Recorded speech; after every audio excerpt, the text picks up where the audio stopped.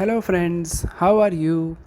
Welcome to our YouTube channel Dhyan Commerce, the key of success. Please like, subscribe, share and press bell icon for notifications. Thank you. जय माता जी all dear students, welcome to online lecture of Dhyan commerce. Standard 11 में elements of account subject के अंदर आज हम नया topic start करने जा रहे हैं, गुड्स एंड सर्विस टैक्स, जिसको हम शॉर्ट में कहते हैं जीएसटी। इस चैप्टर के अंदर हम जीएसटी रिलेटेड कुछ कंसेप्ट्स देखने वाले हैं, उसका introduction, definition, benefits, characteristics and उससे रिलेटेड कुछ थियोरीज, उसके बारे में हम ऑब्जर्व करने वाले हैं। तो चलिए फर्स्ट इंट्रोडक्शन से हम स्टार्ट करने जा रहे हैं। Introduction of GST. अब इंट्रोडक्शन ऑफ जीएसटी हम स्टार्ट करें उससे पहले टैक्स क्या होता है उसके बारे हम डिस्कस कर लेते हैं। First point, to meet economic needs of the country, taxes are collected by the government. These are categorized into two categories. First, direct taxes and indirect taxes. तो कोई भी गवर्नमेंट हो उसको मेन जो इनकम होती है वो टैक्स से होती है। तो यहाँ पे दो टाइप्स के टैक्सेस है, first direct taxes and second indirect taxes.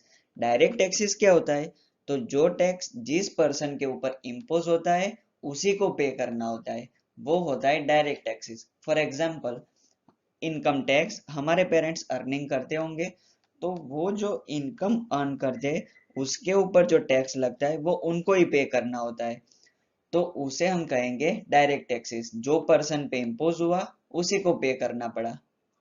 And indirect taxes, तो जिस पर्सन पे टैक्स इम्पोज होता है वो अपना बर्डन ऑफ टैक्स किसी और पर्सन पे शिफ्ट कर देता है, उसे हम कहते हैं इनडायरेक्ट टैक्सेस। फॉर एग्जांपल, हम शॉप में कोई भी प्रोडक्ट परचेज करने जाते हैं तो आप एमआरपी ऑब्जर्व करना, उसमें ब्रैकेट में लिखा होता है inclusive of all the taxes. मतलब पहले टैक्स होलसेलर पे लगता है, फिर रिटेलर पे एंड फिर एट द लास्ट कस्टमर पे। तो इन शॉर्ट ये सभी जो टैक्सेस पास होता है वो अल्टीमेटली कस्टमर पे करता है। For example, value added tax, central sales tax etcetera. तो ये इनडायरेक्ट टैक्सेस के एग्जांपल्स हुए। तो ये दो टाइप के टैक्सेस है, direct and indirect. Second point, indirect taxes are collected by central government, state governments and government of union territories। ये जो इनडायरेक्ट टैक्सेस है वो तीनों गवर्नमेंट अपने अपने हिस्से से कलेक्ट करती है। सेंट्रल गवर्नमेंट यानी कि इंडियन गवर्नमेंट, स्टेट गवर्नमेंट्स मतलब जो भी स्टेट्स है उसकी गवर्नमेंट, जैसे कि गुजरात में है गुजरात गवर्नमेंट, महाराष्ट्र में Maharashtra government and union territories. तो इसमें तो जो भी सेंट्रल गवर्नमेंट है उसका ही हस्तक्षेप होता है। तो इनडायरेक्ट टैक्सेस ये तीन गवर्नमेंट कलेक्ट करती है।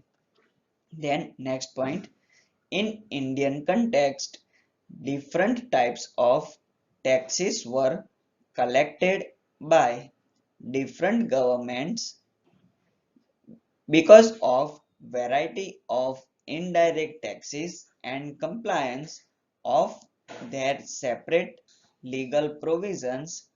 From the viewpoint of its management, it was a very complex affair for governments, tax authorities and tax payers। तो यहाँ पे जो इंडियन कंटेक्स्ट से जो इनडायरेक्ट टैक्स की सिस्टम है वो वेरी कॉम्प्लेक्स है। मतलब कि उसमें इतना सारा कॉम्प्लेक्सेशन है कि टैक्स अथॉरिटीज एंड गवर्नमेंट्स के लिए कंफ्यूजन हो जाता है कौन सी गवर्नमेंट को कितना टैक्स कलेक्ट करना होता है और कौन सी गवर्नमेंट को कितना शेयर मिलेगा। तो ये एक लिमिटेशन हो जाती है इनडायरेक्ट टैक्सेस के लिए। Then next point, to eliminate such type of complexities in indirect taxes, instead of having different provisions of central governments, state government and governments of union territories, New Tax Act is introduced with slogan One Nation, One Tax, that is Goods and Service Tax Act GST Act. मतलब ये जो सारी limitations थी, कौन सी government कितना tax collect करेगी, किसको कितना शेयर मिलेगा, तो वो लिमिटेशंस दूर करने के लिए वन नेशन वन टैक्स ये स्लोगन के साथ goods and service tax introduced हुआ। मतलब सारे इनडायरेक्ट टैक्सेस को कैंसिल कर दिया गया और एक ही टैक्स अब एग्जिस्टेंस में है इनडायरेक्ट टैक्सेस में, goods and service tax. It became effective from 1st July 2017 in the country। GST जो है वो 1st जुलाई 2017 को इंट्रोड्यूस्ड हुआ। Then GST can be explained as follows। GST का एक्सप्लेनेशन अब हम देखने जा रहे हैं कैसे इंट्रोड्यूस हुआ। तो यहाँ पे सारे इनडायरेक्ट टैक्सेस थे फर्स्ट सेंट्रल गवर्नमेंट के, central sales tax, central excise duty, central custom duty, service tax etcetera, and indirect taxes of state governments and union territory governments जैसे कि value added tax, purchase tax, sales tax and entertainment tax. तो in short indirect taxes of central government and state governments and union territory governments, सारे indirect taxes को हटा दिया गया। All taxes are withdrawn और cancelled, या फिर उसे हम कहेंगे दोनों को मर्ज कर दिया और एक ही टैक्स इफेक्ट में आया। New tax came into effect from 1st July 2017 and that is goods and service tax. अब हम देखेंगे meaning of goods and service tax. Different taxes of central government and state governments are withdrawn and goods and service are covered under one tax. This tax is known as goods and service tax, that is GST। तो सारे central government and state governments के indirect taxes को हमने cancel कर दिया, withdraw कर दिया, and एक ही टैक्स अब एग्जिस्टेंस में है, goods and service tax. Then 5 GST acts are formed। Total 5 GST act slab है। First central goods and service tax जिसे हम कहते हैं CGST एक्ट।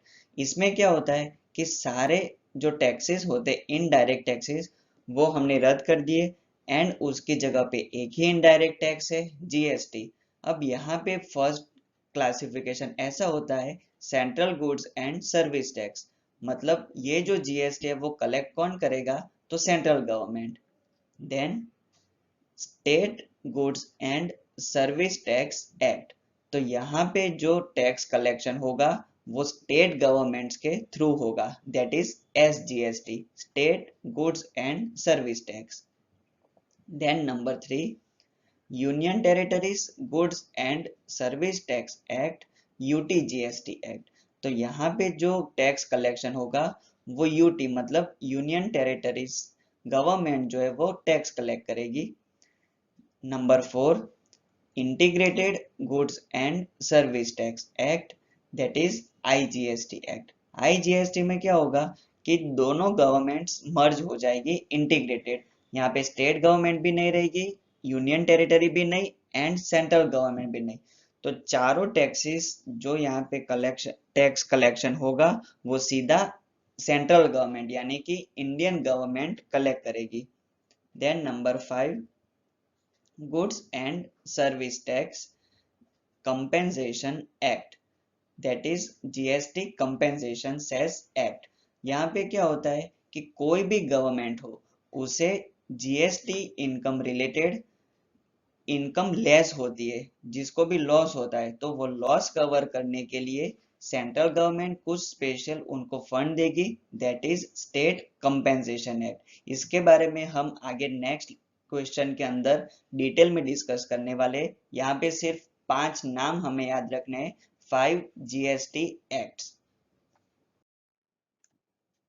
अब हम देखने जा रहे हैं कैरेक्टरिस्टिक्स यानी कि special features of goods and service tax. कोई भी क्वेश्चन हो, उसके कैरेक्टरिस्टिक्स, उसके मीनिंग यानी कि डेफिनेशन के ऊपर से ही हमें पता चलते हैं। तो जीएसटी के मेन कैरेक्टरिस्टिक्स हम डिस्कस करने जा रहे हैं। First, one tax, that is goods and services are covered under one tax only. जैसे कि हमने आगे डिस्कस किया कि सारे इनडायरेक्ट टैक्सेस को रद्द कर दिए गए, हटा दिए गए, एंड उसके जगह पे एक ही इनडायरेक्ट टैक्स एप्लीकेबल है, that is goods and service tax. Next feature, tax collection on supply. Tax is collected on supply of goods and completion of services instead of tax collection on production or sales of goods और providing services. तो पहले जो indirect taxes होते थे उसमें क्या था कि जब भी हम प्रोडक्शन करें उसके ऊपर इनडायरेक्ट टैक्स पे करो, जब हम सेल करें उसके ऊपर इनडायरेक्ट टैक्स पे करो, यानी कि बहुत सारे स्टेजेस थे जिसके ऊपर हमें टैक्स पे करना होता था। डिफरेंट डिफरेंट टैक्सेस थे, जैसे कि हमने आगे लिस्ट में देखा, वेट था, सेंट्रल सेल्स टैक्स था, वगैरह वगैरह। तो यहाँ पे वो सारे इनडायरेक्ट टैक्सेस को कैंसिल कर दिए गए, एंड जब भी सप्लाई हो मतलब सेल्स हो तो एट दैट टाइम ही हमें टैक्स पे करना होता है। यानी कि टैक्स जो कलेक्ट करेगी गवर्नमेंट वो at the time of completion of transaction तभी टैक्स कलेक्ट होगा। Next feature, GST council. Entire operations and regulations of GST are done through GST Council. Each state has representation in GST Council. The Finance Minister of Center works as chairman of this council. तो कोई भी GST का decision लिया जाता है, कोई भी निर्णय लिया जाता है, तो वो कहाँ से लिया जाता है? जीएसटी काउंसिल से। अब ये जो जीएसटी काउंसिल है वो कैसे जनरेट होती है? तो सारे स्टेट्स के रिप्रेजेंटेटिव्स, अब यहाँ पे रिप्रेजेंटेटिव्स कौन होंगे?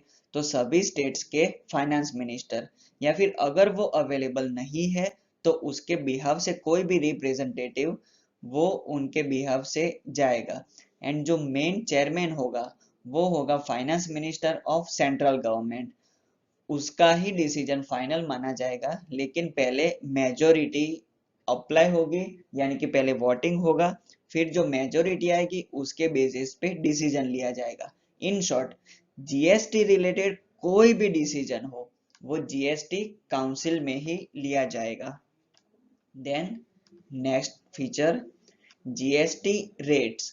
All GST rates are recommended by the GST Council। जैसे हमने आगे के पॉइंट में डिस्कस किया, जीएसटी रिलेटेड कोई भी डिसीजन हो वो जीएसटी काउंसिल ही लेगी और किसी को कोई भी अधिकार नहीं है। तो जीएसटी रेट जो अभी एप्लीकेबल है वो भी कहाँ से डिस्कस होगा, कहाँ से जनरेट होगा? तो जीएसटी काउंसिल में से। जीएसटी रेट्स के बारे में हम आगे डिस्कस करने वाले, कितने रेट्स अप्लीकेबल है, कौन सी प्रोडक्ट्स पे कितना रेट अप्लाई होता है। Then next point, import and GST. Import of goods and services are treated as interstate supply।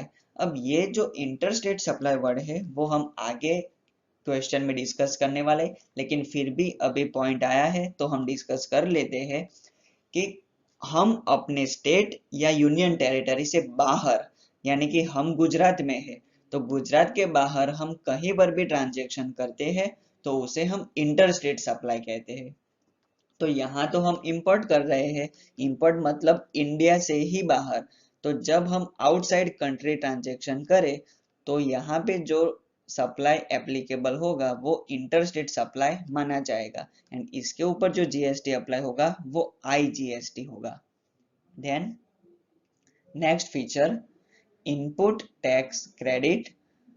Goods and service tax paid on purchase is allowable deduction from sale of goods and services। तो यहाँ पे हमने जो भी GST पे किया होगा at the time of purchase वो हमें रिफंड में मिलेगा। कहाँ पे? तो जब हम कोई भी गुड्स या सर्विस सेल करते हैं उसमें से हमें डिडक्ट मिलेगा, मतलब माइनस हो जाएगा। क्यों? क्योंकि हमने परचेज के टाइम पे भी जीएसटी पे किया होता है एंड सेम वही प्रोडक्ट हम सेल करें तो उसके ऊपर भी हमें जीएसटी पे करना होता है। तो यहाँ पे तो हमने 2 बार टैक्स पे किया, तो वन टाइम का यानी कि परचेज हमने जो किया है उसका टैक्स हमें रिफंड मिल जाएगा। मतलब सेल्स हमने जो किया है उसमें से माइनस होगा, हमें पे तो करना है लेकिन वो रिबेट मिलेगा। तो हमें नेट जितना जीएसटी पे किया है उसका हमें पता कैसे चलेगा? तो सेल्स के दौरान हमने जो भी टैक्स पे किया है उसमें से माइनस करेंगे जो भी हमने परचेज के टाइम पे जीएसटी पे किया है, उसे हम कहेंगे input tax credit. Next feature, tax distribution. An appropriate tax distribution system for central and state government is made available in this tax। जैसे कि हमने देखा कि state governments, union territory governments and central government, ये तीनों के indirect taxes को cancel कर दिया गया है एंड एक ही टैक्स अभी एप्लीकेबल है, गुड्स एंड सर्विस टैक्स। तो यहाँ पे टैक्स डिस्ट्रीब्यूशन जो है उसके लिए एक पर्टिकुलर सिस्टम बनाई गई है कि सेंट्रल गवर्नमेंट को कितना टैक्स मिलेगा, स्टेट गवर्नमेंट्स को कितना टैक्स मिलेगा। तो ये हुआ tax distribution. Then next feature, tax determination. All tax rates on goods and supply are determined on the basis of heads of goods and services। तो यहाँ पे कौन सी प्रोडक्ट्स पे कितना टैक्स रेट अप्लाई होगा वो उसके बेसिस पे डिसाइड किया गया हुआ है। जैसे कि जो हमारी बेसिक नीड्स होती है जैसे कि रोटी, कपड़ा और मकान, तो खाने की चीजें जो है वो बेसिक, फॉर एग्जांपल ले लो सॉल्ट, उसके ऊपर टैक्स पे करना नहीं होता है। तो ये है टैक्स फ्री प्रोडक्ट, मतलब नील, 0% हमें टैक्स पे करना होता है। एंड फॉर एग्जांपल ले लो कोई भी हमारी एंटरटेनिंग प्रोडक्ट्स, तो जो भी लग्जूरियस आइटम्स होती है उसके ऊपर हमें 28% टैक्स पे करना होता है। तो ये जो हमारी रूटीन जो प्रोडक्ट्स होती है जिसका हम यूज कर रहे हैं वो कितना यूजफुल है, इसमें हम पुअर पर्सन को भी देखेंगे एंड रिच पर्सन को भी देखेंगे। और फिर जो भी प्रोडक्ट्स डिसाइड होगी उसके ऊपर कितना टैक्स रेट अप्लाई होगा वो डिस्कस होगा जीएसटी काउंसिल में and GST council final decision लेगी कि इस प्रोडक्ट पे इतना टैक्स पे करना होगा। Next feature, pre determined tax rate structure. For applicable tax rates pre determined tax structure is made available. मतलब जैसे कि आगे ही हमने डिस्कस किया टैक्स डिटर्मिनेशन, कौन से प्रोडक्ट पे कितना टैक्स पे करना होता है वो पहले से डिसाइड किया हुआ है। Then next point, 5 GST acts. In the context of GST 5 acts are passed. ये हमने आगे डिस्कस किए हैं। First CGST act, second SGST act, third UTGST act, fourth integrated यानी कि आईजीएसटी एक्ट एंड फिफ्थ जो है वो जीएसटी कंपेंसेशन एक्ट। तो टोटल इतने लॉ है, एक्ट्स है जीएसटी से related. Then next feature, uniformity. GST laws, rules, procedure and rate of taxes are similar across the country। हमने पहले ही इंट्रोडक्शन में डिस्कस किया कि इनडायरेक्ट टैक्सेस को कैंसिल कर दिया गया एंड एक ही टैक्स एप्लीकेबल है, goods and service tax, with the slogan of one nation one tax. तो यहाँ पे सारे स्टेट्स में यूनिफॉर्मिटी रहेगी। एक एग्जांपल के साथ हम समझते हैं, सपोज गुजरात में जो एंटरटेनिंग टैक्स होता है, सपोज हम मूवी देखने गए तो यहाँ पे 15% टैक्स रेट हो एंड सपोज हम गए बिहार में तो वहां पे 5% हो, तो यहाँ पे इनडायरेक्ट टैक्सेस डिफरेंट डिफरेंट थे। अब यहाँ पे जो एंटरटेनिंग टैक्स है वो सारी स्टेट्स में, मतलब पूरे कंट्री इंडिया में एक ही रेट अप्लाई होगा।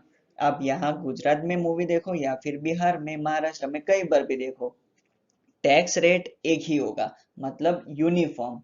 Clear?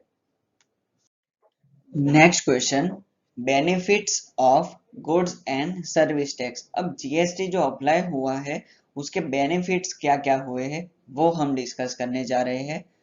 First benefit, one tax, that is in place of different indirect taxes of central government and state governments. These taxes are subsumed in one tax only, and that is GST. तो पहले जो indirect taxes थे central government and state governments, बहुत सारे थे, तो वो सारे इनडायरेक्ट टैक्सेस को अबॉलिश कर दिया एंड वो सारे डायरेक्ट टैक्सेस को एक ही टैक्स के अंदर कवर कर लिया, that is goods and service tax. इसलिए अब एक ही इनडायरेक्ट टैक्स बचा है, one tax, that is GST. Second, simple tax system.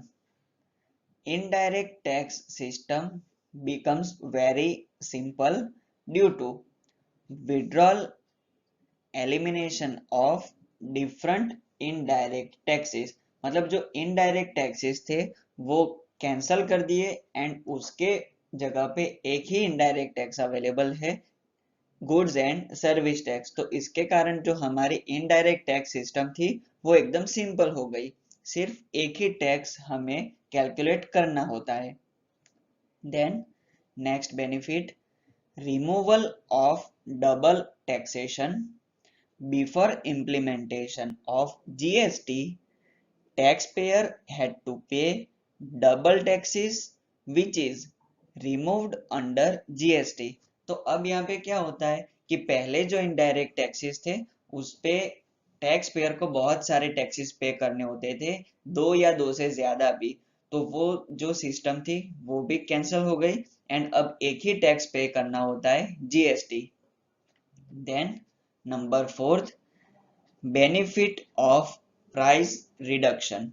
GST implementation has brought price reduction in goods and services. तो जीएसटी से प्राइस रिड्यूस हो गई, कैसे? तो पहले जो इनडायरेक्ट टैक्स सिस्टम थी उस पे टैक्स के ऊपर भी टैक्स लगता था एंड सपोज वेट अप्लाई हुआ तो अगर सेंट्रल सेल्स टैक्स अप्लाई भी होता था और एंटरटेन टैक्स भी, तो इन शॉर्ट बहुत सारे टैक्सेस अप्लाई होते थे, लेकिन अब तो एक ही टैक्स आ गया, जीएसटी। तो इससे प्राइस रिड्यूस हो जाएगी। Then next benefit, uniform prices. Uniform price system is emerged across the nation. मतलब जैसे कि हमने आगे एग्जांपल लिया कि आप गुजरात में मूवी देखो या फिर बिहार में, टैक्स तो एक ही अप्लाई होगा। सपोज 5% है तो 5%, 28% है तो 28%। तो यहाँ पे प्राइस यूनिफॉर्म हो जाएगी। Next benefit, reduction in tax evasion. There is a reduction in size of tax evasion and tax system has got success to establish transparency। मतलब टैक्स इवेजन क्या होता है कि टैक्स की चोरी करना। तो यहाँ पे टैक्स चोरी में जो है वो रिडक्शन हो गया है। क्यों? क्योंकि पहले जो इनडायरेक्ट टैक्सेस थे उसके ऊपर बहुत सारा टैक्स पे करना आता था, लेकिन जीएसटी जब अप्लाई हुआ है तब से लेके उसमें अमाउंट जो पे करनी होती है टैक्स की वो कम हो गई है, क्योंकि एक बार ही टैक्स पे करना होता है। तो इसके कारण जीएसटी की इनकम भी जो है वो भी गवर्नमेंट की इंक्रीज हो गई है एंड जो कस्टमर्स होते हैं उनको भी टैक्स कम पे करना होता है, तो वो भी पे कर दे रहे हैं। इसके कारण reduction in tax evasion possible हुआ है। Then next point, input tax credit. Goods and service tax paid on purchase is deducted from GST payable on sale. Hence, net amount of GST is payable by the taxpayer। तो यहाँ पे at the time of purchase जो भी tax पे किया होता है customer ने वो रिबेट मिल जाता है at the time of sale। तो इसे हम कहेंगे इनपुट टैक्स क्रेडिट। तो ये टैक्स पेयर के लिए बेनिफिट होता है। Then next benefit, useful for economy of the nation gets stable. अब यहाँ पे जो इकोनॉमी के लिए यूजफुल है वो अभी हमें डिटेल में पता नहीं चल सकता, क्योंकि इसमें हमें बहुत ज्यादा डिटेल में स्टडी करनी पड़ती है जीएसटी रिलेटेड। लेकिन फिलहाल अभी हम इतना याद रख सकते हैं कि इकोनॉमी जो है इंडियन इकोनॉमी, उसमें जीएसटी से स्टेबिलिटी आई है। क्योंकि जो स्टेट्स की कंपैरिजन हम करें तो उसमें टैक्स कलेक्शन सिस्टम थी वो पहले डिफरेंट डिफरेंट थी, लेकिन अब जो है वो यूनिफॉर्म हो गई है, एक ही टैक्स, इनडायरेक्ट टैक्स। तो इसके कारण इकोनॉमी जो है वो स्टेबल होने जा रही है। Then next benefit, balanced regional development. Balanced development of region would take place, and consequently regional imbalance would reduce। जैसे कि हमने आगे एग्जांपल लिया कि पहले कुछ स्टेट्स में ज्यादा इनडायरेक्ट टैक्स अप्लाई होता था एंड दूसरे स्टेट्स में कम इनडायरेक्ट टैक्स एप्लीकेबल था। तो यहाँ पे क्या हुआ कि सारे इनडायरेक्ट टैक्सेस को रद्द कर दिया गया एंड सारे स्टेट्स में एक ही टैक्स अब अप्लाई हो रहा है, जीएसटी। तो इसके कारण सभी में सेम जीएसटी रेट अप्लाई होता है, तो बैलेंस्ड रीजनल डेवलपमेंट पॉसिबल है। Then next benefit, reduction in administrative work. There is significant reduction in administrative work। यहाँ पे एडमिनिस्ट्रेटिव वर्क जो होता है वो एकदम रिड्यूस हो गया, क्योंकि पहले जो इनडायरेक्ट टैक्सेस एप्लीकेबल थे उसमें स्टेट्स का अलग, सेंट्रल का अलग, यूनियन टेरिटरी का अलग, तो बहुत सारा एडमिनिस्ट्रेटिव वर्क होता था। लेकिन अभी तो कॉमन हो गया, एक ही टैक्स के लिए हमें वर्क करना पड़ता है, that is reduction in administrative work. ताकि हमारे जो एडमिनिस्ट्रेशन का वर्क था वो रिड्यूस हो गया, किसके कारण, जीएसटी के कारण। Next benefit, reduction in government operation. Another benefit of goods and service tax is reduction in government operations. In short इस पॉइंट के अंदर क्या कहना चाहता है कि सारे जो इनडायरेक्ट टैक्सेस थे सेंट्रल गवर्नमेंट के, स्टेट गवर्नमेंट के, वो अबॉलिश हो गए एंड जो गवर्नमेंट का भी वर्क था, गवर्नमेंट ऑपरेशन, वो भी रिड्यूस हो गया है, कम हो गया। सिर्फ एक ही टैक्स के लिए काम करना पड़ता है, दैट इज जीएसटी। तो ये इन शॉर्ट जो है वो हमारे बेनिफिट्स है जो जीएसटी से इकोनॉमी को, गवर्नमेंट्स को एंड टैक्स पेयर्स को भी फायदा हो रहा है। अब हम डिस्कस करने जा रहे हैं most important question, supply of goods और सर्विसेज और बोथ। तो यहाँ पे जो टैक्स इम्पोज होता है वो कौन सा टैक्स इम्पोज होने वाला है, वो कैसे हम डिसाइड करेंगे। तो first, supply within the state और union territory, that is within own state और यूनियन टेरिटरी, इसे हम कहेंगे इंट्रा स्टेट सप्लाई। तो उसके ऊपर अप्लाई होगा first central goods and service tax, that is CGST, and second state goods and service tax, that is SGST. एक example के साथ अब हम समझते हैं, सप्लाई ऑफ गुड्स और service from Gandhinagar to Ahmedabad. तो यहाँ पे जो ट्रांजैक्शन हुआ है वो गांधीनगर से अहमदाबाद के बीच में हुआ है। तो गांधीनगर जो सिटी है वो गुजरात स्टेट में है एंड अहमदाबाद वो भी गुजरात स्टेट में है, मतलब गुजरात में ही ट्रांजैक्शन हुआ है, that is within own state. तो एक स्टेट के अंदर या फिर एक ही यूनियन टेरिटरी के अंदर, that is known as supply within the state, that is intra-state supply। एक स्टेट के अंदर या फिर एक यूनियन टेरिटरी के अंदर जो भी ट्रांजैक्शन होता है उसे हम कहते हैं इंट्रा स्टेट सप्लाई, एंड इसके ऊपर जीएसटी अप्लाई होगा, सीजीएसटी एंड एसजीएसटी या फिर यूटीजीएसटी। अब यूनियन टेरिटरी का एग्जांपल लेना हो तो सपोज दीव में ट्रांजैक्शन होता है, तो दीव में ही ट्रांजैक्शन हुआ है तो उस पे अप्लाई होगा CGST and UTGST. Clear. Next, supply out of the state और union territory, that is other than own state या फिर अदर देन यूनियन टेरिटरी, इसे हम कहेंगे इंटर स्टेट सप्लाई। इसके ऊपर अप्लाई होगा integrated goods and service tax. Example के साथ हम समझते हैं, सप्लाई ऑफ गुड्स और service from Gandhinagar to Mumbai. अब यहाँ पे देखो, गांधीनगर जो है वो गुजरात स्टेट में है एंड मुंबई जो है वो महाराष्ट्र स्टेट में है।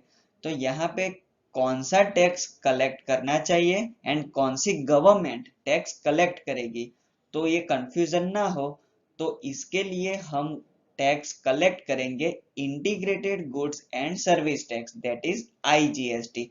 तो ये जो टैक्स है वो सीधा सेंट्रल गवर्नमेंट को जाएगा, इंडियन गवर्नमेंट को, मुंबई में या फिर गांधीनगर में, that is Gujarat and Maharashtra, दोनों में से कोई भी गवर्नमेंट को टैक्स नहीं मिलेगा, सीधा सेंट्रल गवर्नमेंट को। क्लियर? कब?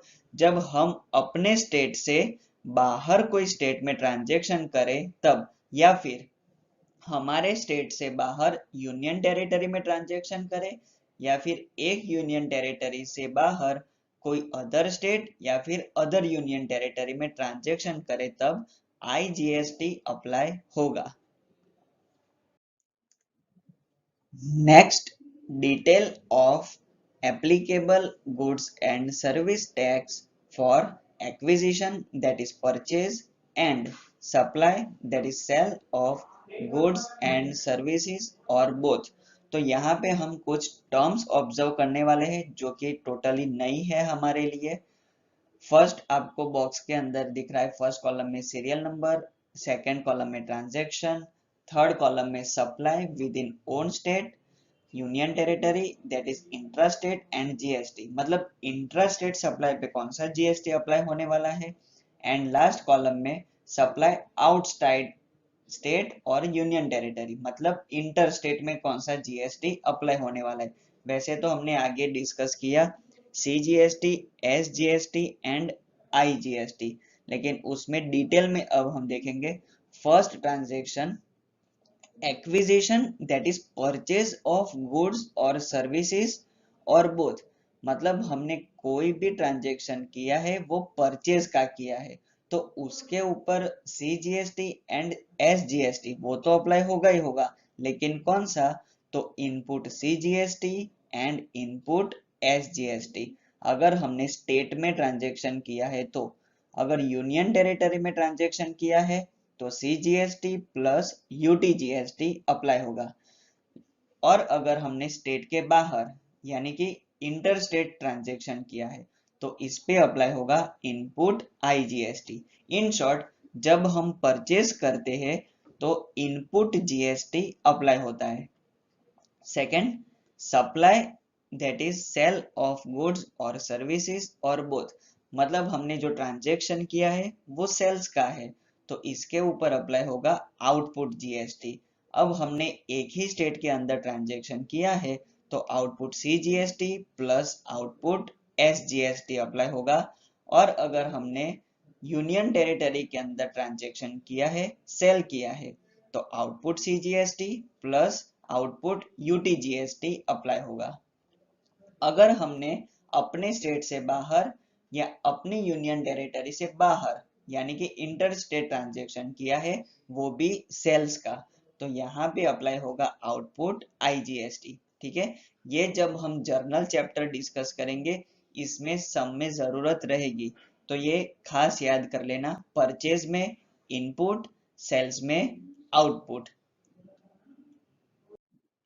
Next question, rate of goods and service tax. तो कोई भी प्रोडक्ट होती है, गुड्स या फिर सर्विसेज, उसके ऊपर कितना परसेंटेज टैक्स रेट अप्लाई करना है वो जीएसटी काउंसिल डिसाइड करती है, लेकिन वो कौन से बेसिस पे करते हैं वो अब हम डिस्कस करने जा रहे हैं।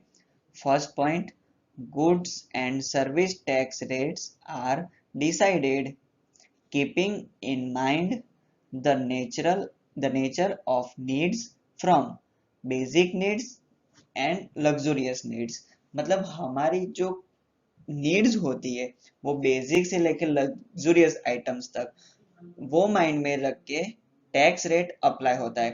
फॉर एग्जांपल, हमारी बेसिक नीड्स होती है रोटी, कपड़ा और मकान, तो जो भी खाने पीने की चीजें होती है एकदम बेसिक, सॉल्ट ले लो, शुगर ले लो, ऑयल ले लो, तो ये सब जो है वो बेसिक नीड्स में आता है। तो तो उसके ऊपर टैक्स रेट मिनिमम होगा। एंड कुछ आइटम्स तो ऐसी है बेसिक, जैसे कि सॉल्ट है, उसके ऊपर तो 1 रुपया भी टैक्स हमें पे नहीं करना होता है। तो इतनी सारी नीड्स जो हमारी होती है डे टू डे लाइफ में, रूटीन लाइफ में, उसको माइंड में रख के जीएसटी रेट अप्लाई होता है। अब लग्जूरियस आइटम्स ले लो, तो सपोज हम मूवी देखने जाते हैं, लग्जूरियस ब्रांडेड आइटम्स हम परचेज करते हैं, तो वो हमारी बेसिक नीड नहीं होती है, वो एक्स्ट्रा हमारे मौज शौक के लिए होती है, तो उसके ऊपर हाई रेट अप्लाई होता है जीएसटी का। ठीक है, next point, the range of GST rates is between 0% and 28%। मतलब 0% मतलब क्या होता है कि टैक्स फ्री आइटम, जिसके ऊपर 1 रुपया भी टैक्स पे नहीं करना होता है। एंड मैक्सिमम जो हमारा टैक्स रेट है वो 28% है, कि कोई भी प्रोडक्ट होती है उसके ऊपर हाईएस्ट लग्जूरियस आइटम्स है उसके ऊपर 28% टैक्स पे करना होता है। Goods and service tax rates for intra and interstate supply of goods or services or both। अब ये जो हमारा टैक्स स्लैब है वो हम डिस्कस करने जा रहे हैं। आपको टेबल दिख रहा है। First, schedule and goods and service tax rate. Second column में inter state union territory supply IGST, and last column में इंट्रा स्टेट और union territory supply, that is CGST और एसजीएसटी और यूटीजीएसटी। तो ये जो हमारा टेबल है उसमें आईजीएसटी मतलब अगर हम एक ही स्टेट के बाहर कोई भी ट्रांजेक्शन करते हैं उसे हम इंटर स्टेट सप्लाई कहते हैं, एंड उसके ऊपर आईजीएसटी अप्लाई होता है। एंड दूसरा केस कि जिसके अंदर हम एक स्टेट के अंदर ट्रांजेक्शन करते हैं या फिर एक यूनियन टेरिटरी के अंदर ट्रांजेक्शन करते हैं, उसके ऊपर एसजीएसटी और UTGST and plus CGST apply होता है। तो इसमें जो है डिफरेंट डिफरेंट टैक्स रेट वो आपको दिख रहे हैं, 5% टू 28%। ये हमारा मेन टैक्स स्लैब है। एंड जो शेड्यूल 5 एंड शेड्यूल 6 में आपको दिख रहा है वो अलग रेयर आइटम्स के लिए है टैक्स स्लैब। तो फर्स्ट शेड्यूल 1 आपको दिख रहा है 5%, वो किसके ऊपर अप्लाई होगा, आईजीएसटी में, मतलब एक स्टेट या फिर यूनियन टेरिटरी से बाहर हमने जो ट्रांजेक्शन किया है उसके ऊपर। लेकिन अगर वही ट्रांजेक्शन हमने एक स्टेट के अंदर किया है तो 5% के दो पार्ट हो जाएंगे, 2.5% 2.5%, मतलब हाफ ले जाएगा central government and half portion मिलेगा स्टेट गवर्नमेंट को या फिर यूनियन टेरिटरी गवर्नमेंट को। सेकेंड शेड्यूल देखो, 12% रेट, अगर एक स्टेट से बाहर ट्रांजेक्शन हुआ है तो 12% पूरा जीएसटी सेंट्रल गवर्नमेंट को मिलेगा इंटीग्रेटेड। एंड अगर इंट्रा स्टेट सप्लाई है तो 6% सेंट्रल गवर्नमेंट, 6% स्टेट गवर्नमेंट। ऐसे ही आगे सारे जो टैक्स स्लैब है उसमें बाइफर्केशन हमने किया हुआ है। अगर एक स्टेट से बाहर है मतलब इंटर स्टेट सप्लाई, तो उसमें पूरा पोर्शन सेंट्रल गवर्नमेंट को मिलेगा। एंड अगर इंट्रा स्टेट सप्लाई है तो पोर्शन हाफ हो जाएगा, हाफ सेंट्रल गवर्नमेंट को एंड हाफ स्टेट गवर्नमेंट को मिलेगा। Clear?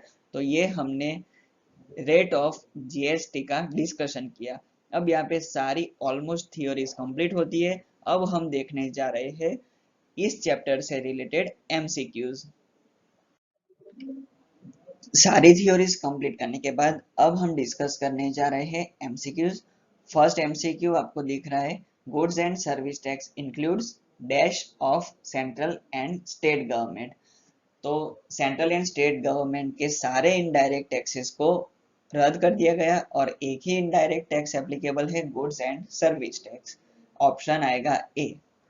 Then second MCQ, which of the following was state government indirect tax prior to GST। तो स्टेट गवर्नमेंट का कौन सा इनडायरेक्ट टैक्स अबॉलिश कर दिया एंड जीएसटी में इंक्लूड हो गया।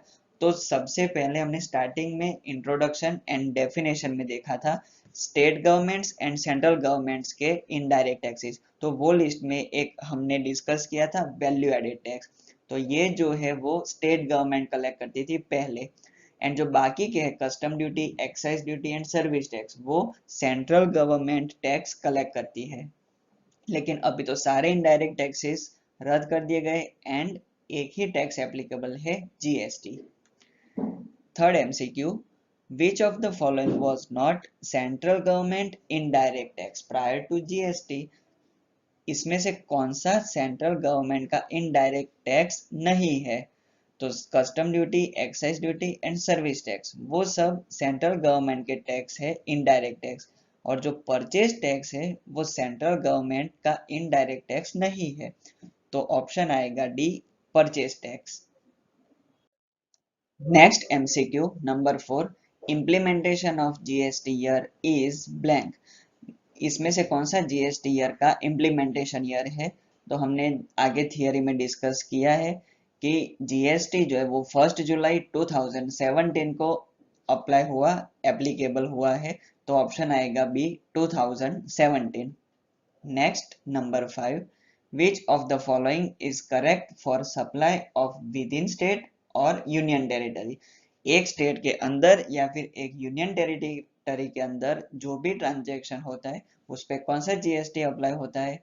तो central goods and service tax plus state और union territory goods and service tax. तो ऑप्शन आएगा ए, सीजीएसटी प्लस एसजीएसटी और UTGST. Then next MCQ, which tax is applicable for supply of outside state और union territory? एक state या union territory के बाहर हम कोई भी ट्रांजेक्शन करते हैं तो उस पर कौन सा जीएसटी अप्लाई होता है? तो आईजीएसटी, ऑप्शन आएगा बी। ओके, तो यहाँ पे हमने सारी थ्योरीज एंड एमसीक्यूज कंप्लीट कर लिए हैं। जीएसटी से रिलेटेड 11th में जो भी इंपॉर्टेंट टॉपिक्स है वो यहाँ पे कंप्लीट होते हैं। तो पूरा चैप्टर आप एक बार फिर से देख लो एंड कोई भी डाउट हो तो ऑफलाइन लेक्चर्स में भी आप पूछ सकते हैं। एंड इससे रिलेटेड सारी थियरीज का मटेरियल भी हम आपको ऑफलाइन प्रोवाइड कर रहे हैं, तो वो भी आप रीड कर सकते हो एंड ऑनलाइन भी आप देख सकते हो। नेक्स्ट लेक्चर में हम मिलेंगे नेक्स्ट चैप्टर के साथ। ऑल द बेस्ट, जय माता जी।